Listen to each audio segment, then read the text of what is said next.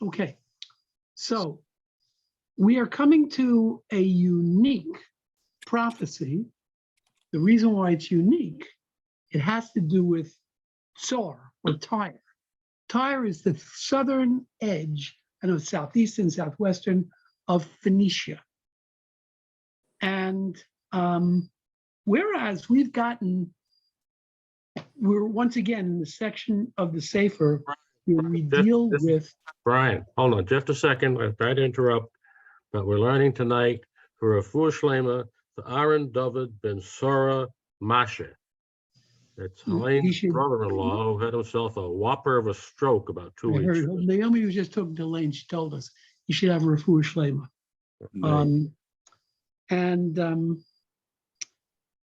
The Tyre is the southern. I sent everybody through the WhatsApp group a beautiful map that David sent to me earlier today of Phoenicia.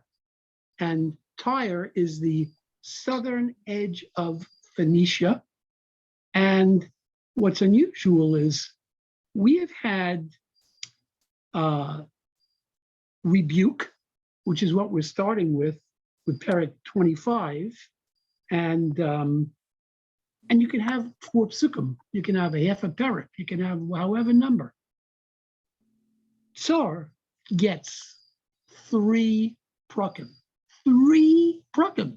And if I ask you guys what you knew about Tsar, and if you said not much, I would say, me too, because that's the truth. We really don't know much about Tsar.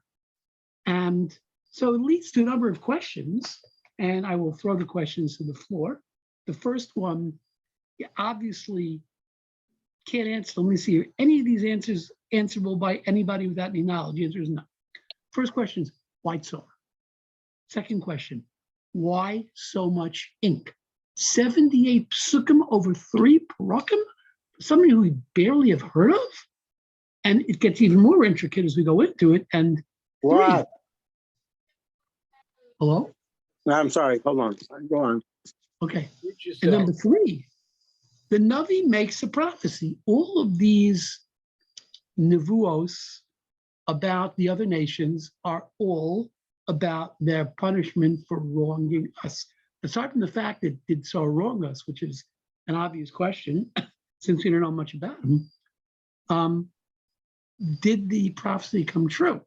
And you'll find out why I asked the question. There's an introduction, a very good introduction.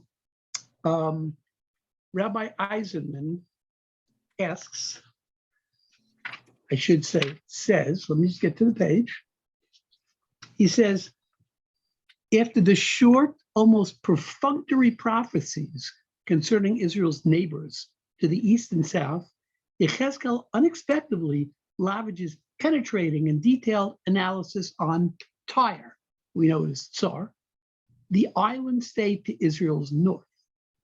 The lengthy condemnation of Tyre is all the more surprising when we consider that with the exception of one reference in Tehillim, and it's Tehillim 83:8, there is no indication anywhere in scripture that Tyre ever seemed to consider herself Israel's enemy.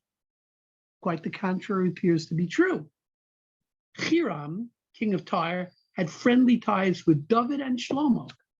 You can see that in Malachim Aleph, Prakim, Perek 5, Chaf Aleph, and from 27:17, which is later over here, it's clear that 4 centuries later, the 2 countries were still commercial partners.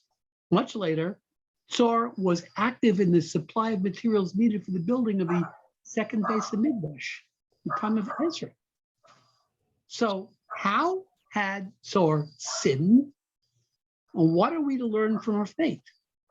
And Yechezkel answers these questions by peeling away the outer veneer of friendliness and revealing Tsar and her malicious joy, lusting for the gain which would come our way with the elimination of her competition. Amal hacharava, he says, I shall be filled by the desolation. In other words, Israel goes down, works well for me.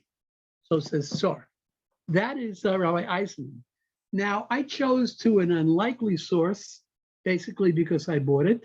This is by a non-Jewish woman named Lydia Lee, and it appears to be either just a scholarly. You're frozen again. Presentation or doctoral dissertation with, I'm frozen?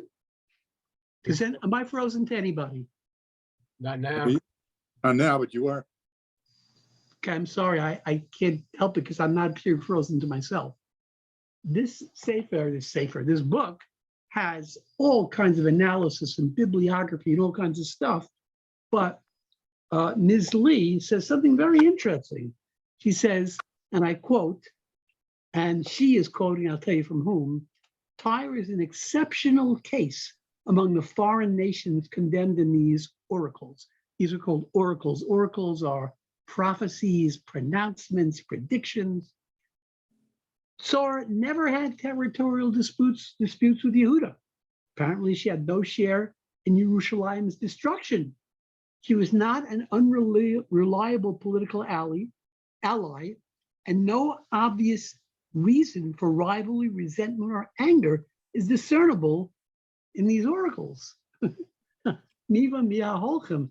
And this comes from, I think his name was, I looked it up in the bibliography. This is a quote from a book called Ezekiel's Oracles Against Tyre, Historical Reality and Motivations from M.A. Carl.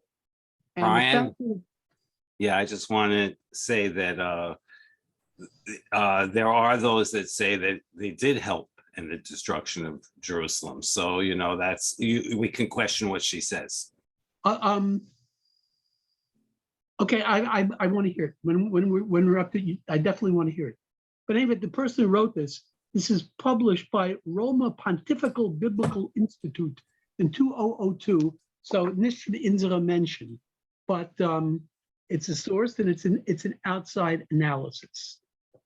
Now, let's look first at somewhat of an intro. The nations of Tyre, Tsar, and Egypt, which is in the next chapter, differed from other nations to whom Yechezkel prophesied. They were not always in conflict with Israel, and this is from Tova Ganzel's respected authority. On the contrary, they were occasionally allies. And perhaps this is why the prophet treats them at greater length than he does the other nations. A longer prophecy may also be devoted here specifically to the nations whose existence represents an indirect challenge to the eternity of Israel. Now, Tsar was extraordinarily successful, as David was telling me, and the map that he sent shows trade routes and trade partners, and we get in the next parak an inventory. It's the description of a luxury container ship, let's call it, filled with goods and luxury goods. And these are some of the things that not indigenous to Tsar, which was an island state until Alexander of Macedon broke down a bunch of stuff and connected it to land, believe it or not. But they were very, very successful. And they withstood the prolonged Babylonian siege, and they represented a challenge to Yechezkel's prophecies. Until the area of Alexander the Great, as I said, Tyre lay between Acre and Sidon on an island located at a distance of a few hundred meters from the coast. During the biblical period, it was accessible solely by boat. It was only during the time of Alexander the Great that a connecting embankment was created and gradually built up over the years. The people of Tsar seemed to be a very ancient nation. If Philo of Byblos, a Greek Phoenician writer of the 1st and 2nd century, is correct, it was the people of Tsar who invented boats, and their advanced commerce was widely admired in ancient times. So the next question, okay, that's who Tsar is. And the next question is, why so much ink? Why are we devoting so much to it? So It was an economic and cultural power.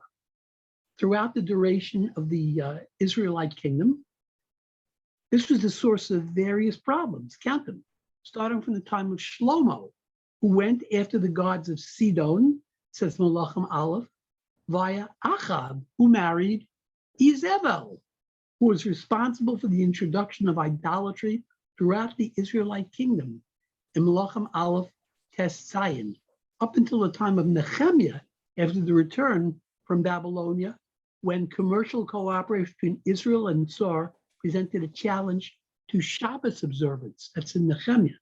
I want you to know that when I'm challenged by something, Rabbi Yaakov Trump, the Rav of the Young Israel Florence Cedars, has given many lectures in the shul, overviews on Nevi'im, and I go to him for reasons, and I say, tell me, why is there so much ink? And he said, you know, it's an excellent question, maybe to make me feel good. He said, but I believe it's because Jezebel, famous Jezebel, the first Jezebel, came from Phoenicia, and she introduced idolatry. And he was right. And so all this may explain why Yechezkel devotes such a long prophecy to Tsar. But despite these problems, there were periods when positive ties prevailed between Israel and Tsar. Examples include the building of David's house by emissaries from Tsar. That's in Shmuel Beis 11 through 12. And Huram's assistance in building the Beis Hamikdash. That's in Divrei Hayamim 2 through 7. It seems that the Israel-Tsar connection was bound up over the years with the royal house and especially with the Beis Hamikdash.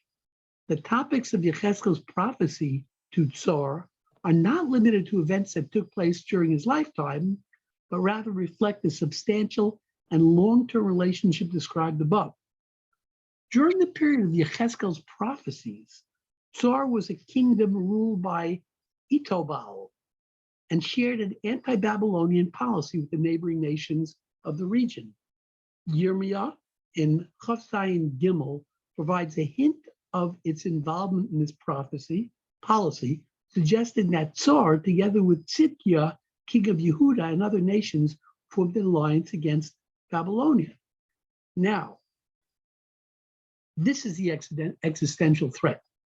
In view of this threat, Nebuchadnezzar journeyed to the region and laid siege to Tsar for 13 years. While Jerusalem was conquered by the Babylonians, Tsar withstood the siege throughout the period of the Babylonian Empire. The steadfastness of Tsar, in contrast with the destruction of the Beis Hamikdash, served to compound the psychological difficulty facing the inhabitants of Jerusalem. Now, God's status in the eyes of the nations had sunk to even greater depths.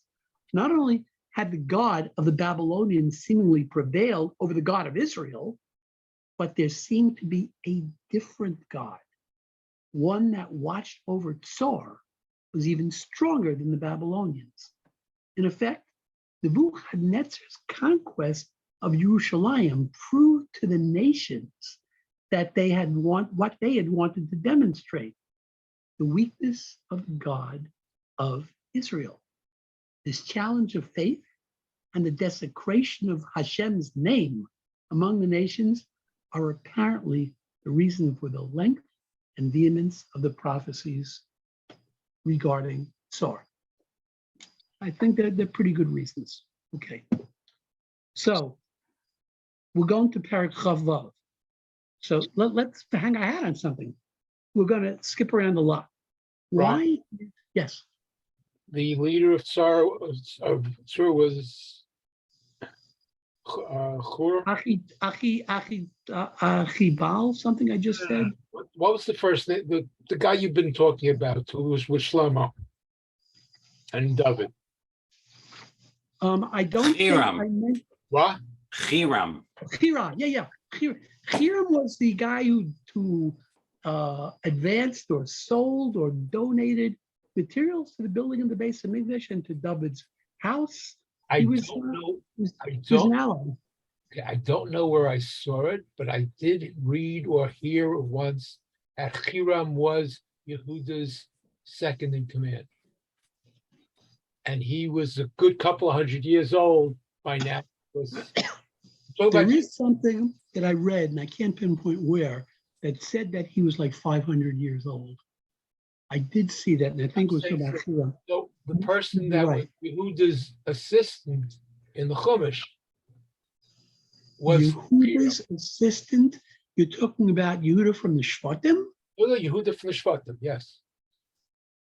The only thing I question is I don't know what it means to be an assistant to Yehuda. In the Chumash, it talks about somebody who went to give the sheep to Tamar. Oh, wow. You could look that up I and don't know get what back and find his name. this is something that I mean, while we're talking about it, I just thought I'd throw it up. It's quite interesting. And I did read somewhere, and I can't tell you what, because I've read a lot of sources. It does say that he lived a very long life. Okay, let's leave it at that. So He may have been the oldest person, oldest human living. living at the time, but Mrs. Shelach, I believe, was the oldest person on record. This is more time than Mr. Shelach. Because I would say this is more than 1,000 years. You got me. I do not know. Throwing it up. There's So- a rumor he's alive in Brazil It's not Argentina. Excellent. or Argentina. Okay. So now, if we look at Parak Chavav, and Chavav is the promise and description of how Sarah will be destroyed. And I'll point out certain parallels to the way Yerushalayim prophesied about being destroyed. So if you look at Pasuk Beis, Ben Adam, Ya'an asher amra tsar al Yerushalayim, with regard to what Tsar said about Jerusalem, Ha'ach nishbara. Ha'ach is loosely translated as hooray. He says, going to be destroyed. Nishbara dalsos ha'amim, the doors of the nations in plural. Noseba elai, they'll turn towards me.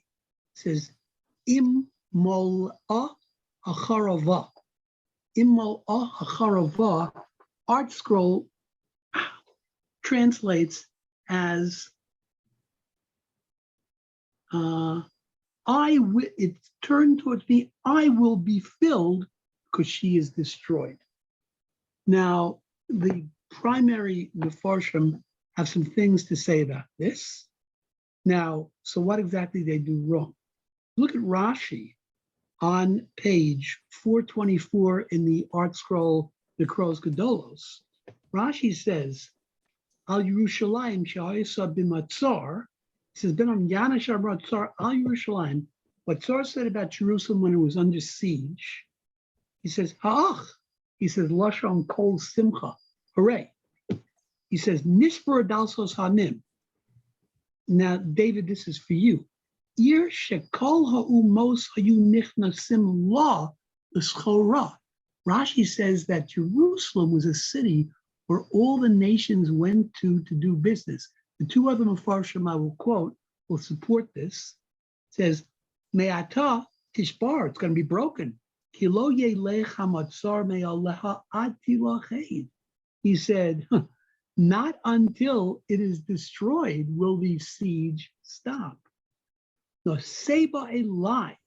He says, Me'ata, for now, Usabas Choras Ha'amim Elai. Says, the trade of the nations will come to me. And Ilmalah Chavera, he says, I will be filled from the city of Yerushalayim that is destroyed. That's what Rashi says. Now, Rabbi Eliezer compliments it, and he says, if you look at Rabbi Eliezer on the same page, about 1, 2, 3, 4, 5, fifth line, the Chen Amar. And so he said, Nishbara dal sos hamim. Shoyolahem mavo elai l'schor v'lo bo. David, he says, they should have been coming to me, Tsar. They're from Jerusalem, and they didn't come. Lefish Yerushalayim Hoysa says,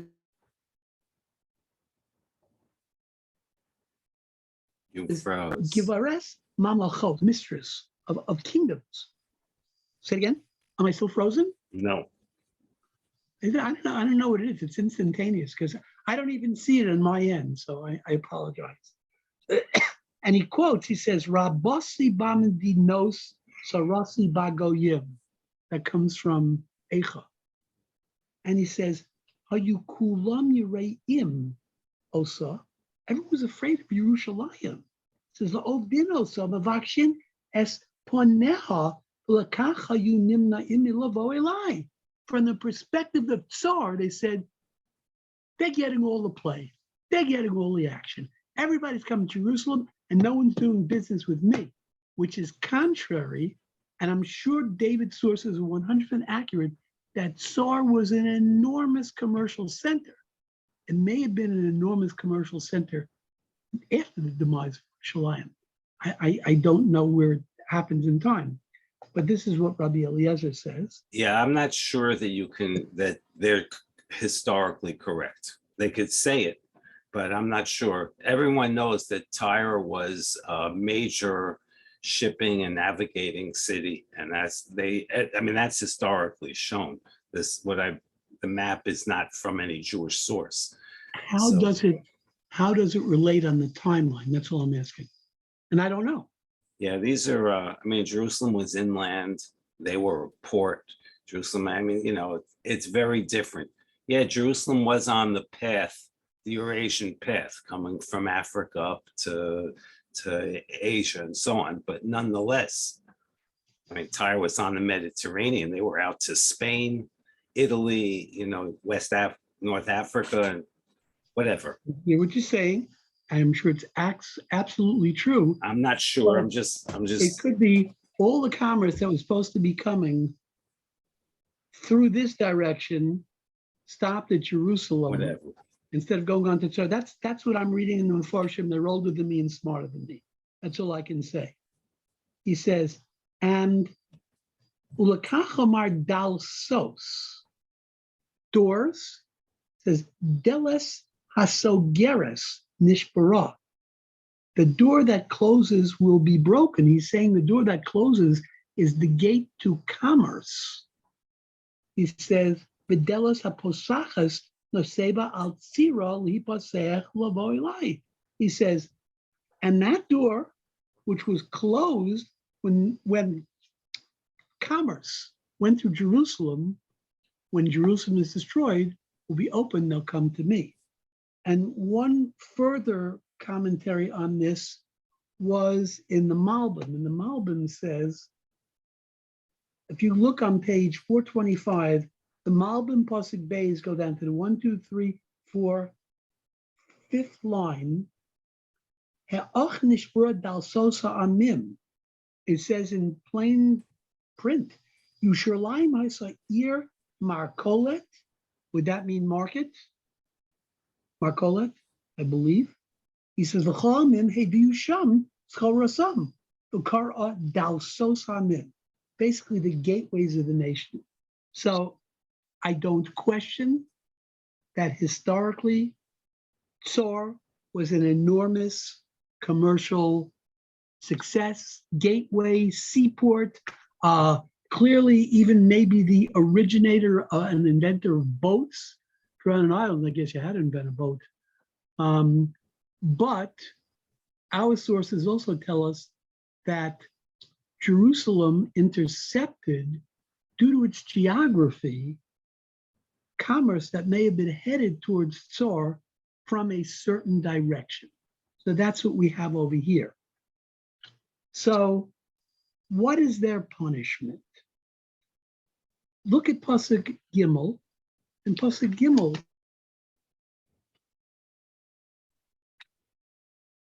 says, Kom Hashem Eloki olayich tzor ve'elesi olayich goyim rabim kalos hayam legalav. And hold on a second.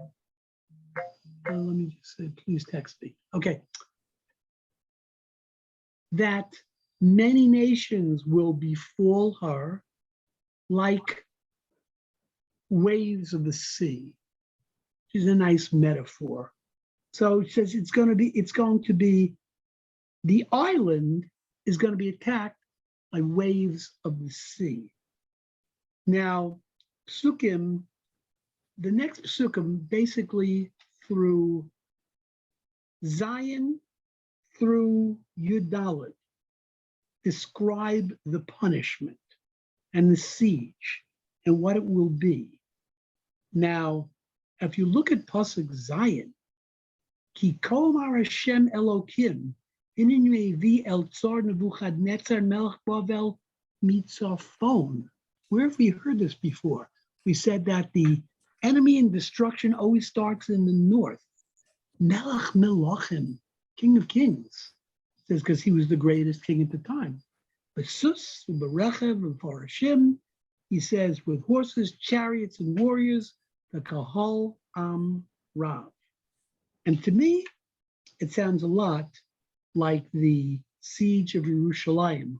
He goes on and says, Benosayach Basadeh, Pasuk Ches, says your daughters in the field, Bacherev Yaharo. And a son like Dayak, and he's talking about the same battlements that we have heard of in Yirmiyah, we heard about in Yeshaya that were repelled.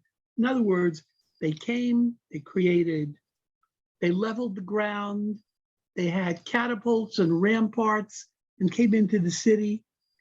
B'shafach olayich solallah, and shafach olayich solallah, I don't have the translation memorized, means, Those are the ramparts. yeah, v'hekim olayich tzina, he says, and set his buckled warriors against you.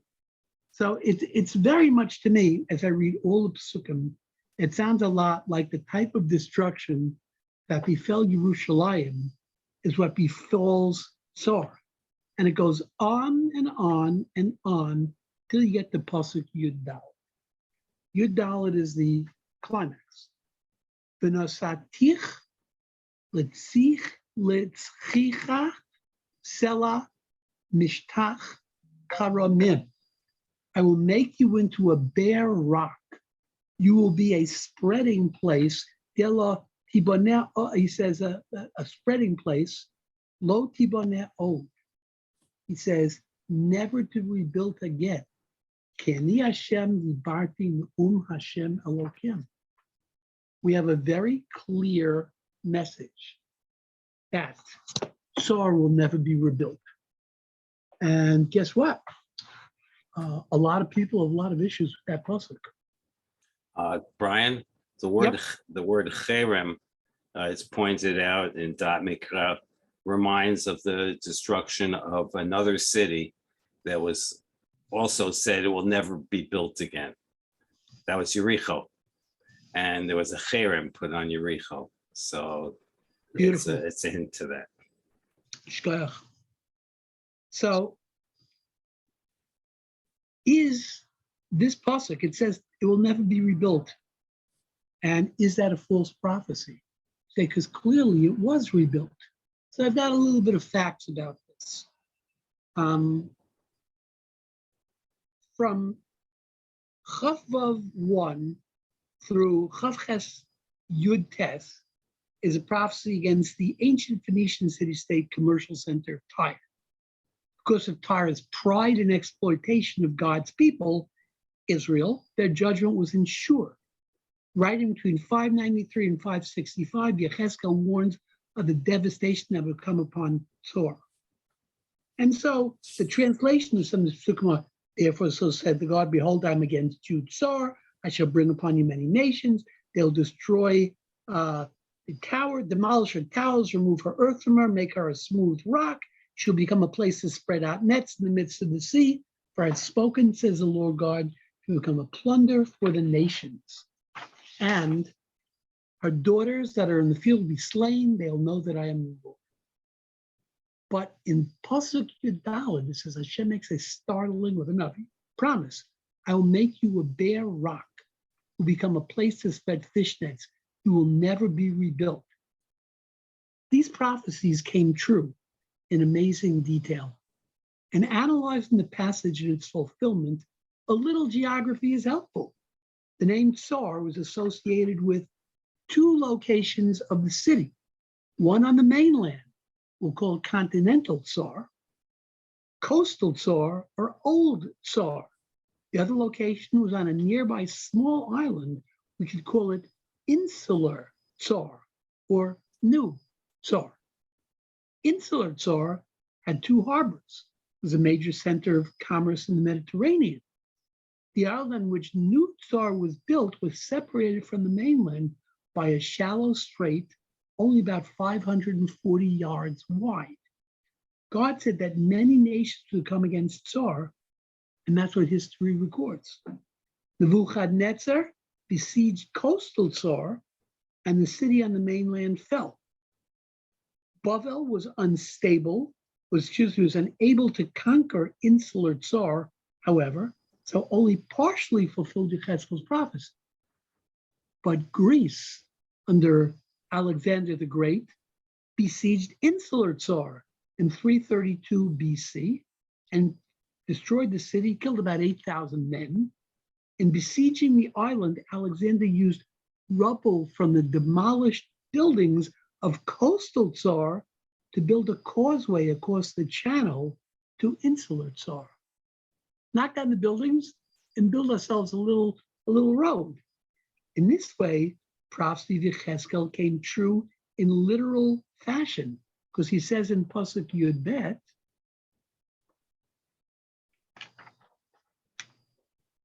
I'm sorry, my fingers turned too many pages at once. He says in Pasuk Yud Bet, V'shalu chelech ubazazu rechulasech v'harsu chomo sayach ubataychem dosech itotu v'avanayach v'etzayach v'afarech b'toch mayim yasimu, saying, couldn't destroy the people, destroy the buildings, destroy everything, and I will put all of these things, the broken rocks and trees and dirt, into the water. And that's exactly what Alexander did. Put them into the water, and he built a bridge. They will break down your walls, demolish your fine houses, throw your stones and timber into the sea. Tsar was razed to the ground, and from then on, the island on which Tsar was built was no longer an island, but a peninsula. So after Alexander's conquests, Tsar never regained its glory, went through long periods of being totally uninhabited. At various times, other settlements have been established near the site of Tsar, but those too have suffered invasions. Then the Muslims conquered Tsar in 638, the Common Era. Crusaders from Europe conquered the area in 1124. The Marmaluke Muslims retook the area in 1291 and reduced Tsar to ashes. The place remained uninhabited for the next 300 years. Now remember, that is from 1291 to approximately 1591, 1600. In 1894, the population of Tsar was reported to be about 200 people living in an obscure fishing village. In more recent times, the country of Lebanon has been rebuilding Tsar and rebranding it as a tourist attraction. The city now has an estimated population of 135,000. Tsar's southern harbor has been long unusable, but the northern harbor is still used for small fishing operations recreation. True to Yechezkel's prophecy, the city of Tsar was at one time completely destroyed. And due to Alexander the Great's determination to conquer insular Tsar, the place became, quote, a bare rock, a place to spread fish nets, which is what Pasuk Yud Dalet says.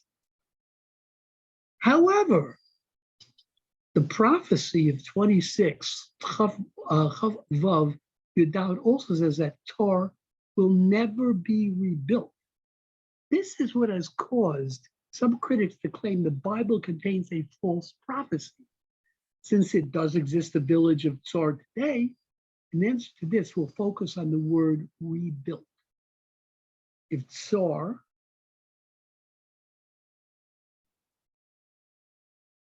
were to be truly rebuilt, and everything at 27, Ezekiel 27, as a fabulous inventory of luxury goods, would have to be restored. National prominence and, okay, so the Nevuah doesn't mean that there would never be anything built on the island. It means that after its final defeat by wave after wave of conquerors, Tsar would never regain the status it held in Yechezkel's day. Tsar would never again be a commercial superpower, a world trader, or a colonizer. The Tyrians would never again possess the riches and prosperity they had in the city's heyday. When God told Tsar, "You will never be rebuilt," he did not lie. Ancient Tsar was stripped of its glory and strength. Modern Tsar is but a shadow of its former reality. The businesses and dwellings that now stand on the ancient site are a far cry from the luxury, greatness, or influence of the original city-state. That Tsar, the Tsar judged by God, will never be reconstituted or rebuilt. Now, further, Art Scroll brings a very wonderful note, and on pages 213 through 215, the bottom of 213 on Pasuk Yud Dalet, says, Lo tiboneh od, says never to be rebuilt again. This verse seems to complete the prophecy that apparently elaborates on the prophecy recorded at the beginning of the chapter. Continues on 215.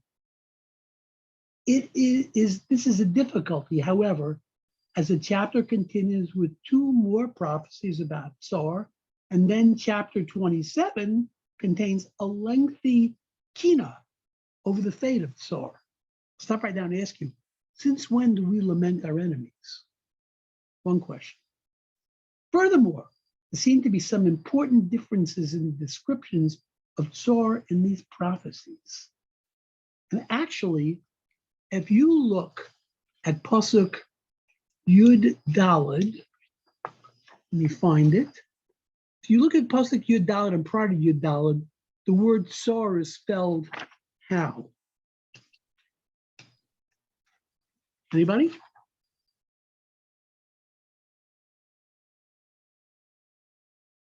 Go a pasuk before it.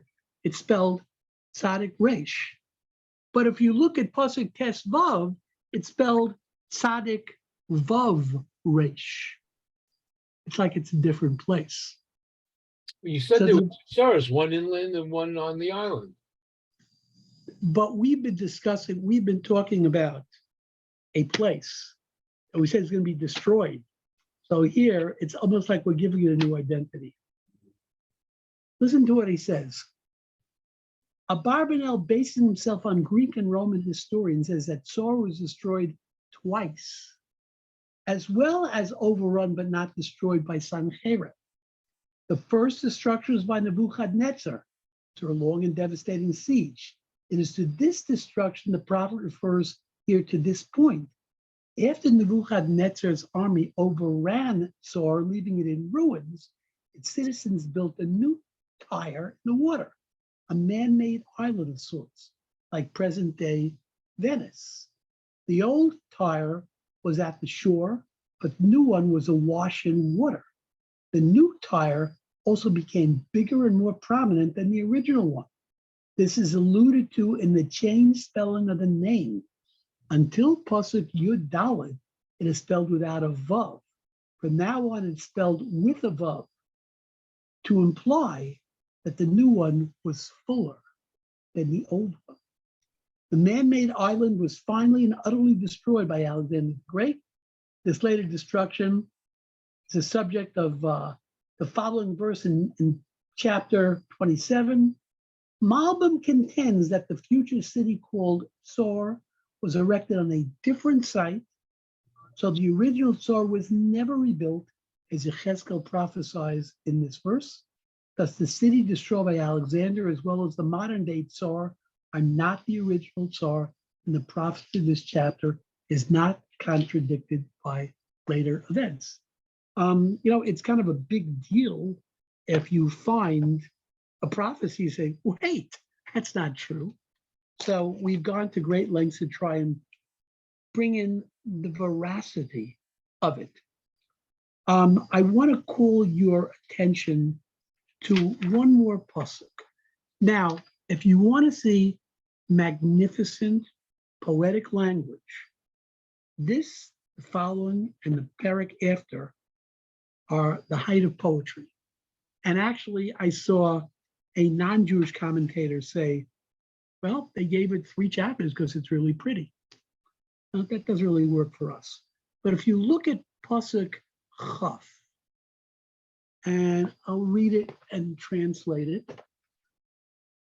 Pasuk Chaf says, "V'horadetich es yordei bor el am olam," says, and I will bring you down with those who descended to the pit, as to home. No, it says, Yordei bor el am olam, says to the people of antiquity, the Eretz Tachtius, settled you in the nethermost depths of the earth, Kecharavos, says like the cities that were me olam, in antiquity, es yordei bor lema'an lo teshevi. He says, so that you will not, they will descend in the pit, so you will not be inhabited. He says that you will not be inhabited, and there's more to it. V'nosati tzvi be'eretz chayim. And that means I will bestow splendor upon the land of life. And there were some very nice things said about that particular phrase. The Yalkut Shimoni says about it,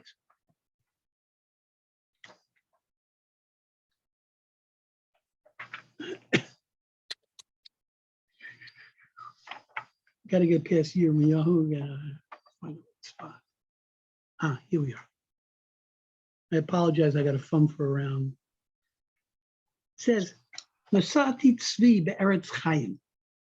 It says, and Tzvi we said is splendor, make you into a splendor in the land of the living. Asar dvarim nikru chayim. 10 things were called chayim, or life. HaKadosh Baruch Hu, Shenamar, it says in Yirmiyah Yud, Hu Elohim chayim. Torah, nikres chayim. Shenamar in Mishlei, Eitz chayim he. Yisrael nikru chayim. Shenamar in Devarim, V'yatem adveikim Hashem Eloheichem chayim kulchem hayom. Chachamim nikru chayim. Shenamar, Toras chacham nikor chayim. The wisdom of the wise man is a source of life. Tzadikim, and it says also in Mishlei, Pri tzadik eitz chayim. The fruit of the tzaddik is the tree of life. Gan Eden, Shenamar, the eitz chayim b'toch hagan. There's a tree of life within the gan. Mayim, Shenamar, Mayim chayim, Eretz Yisrael. Shenamar b'nosati tzvi be'eretz chayim, Yerushalayim.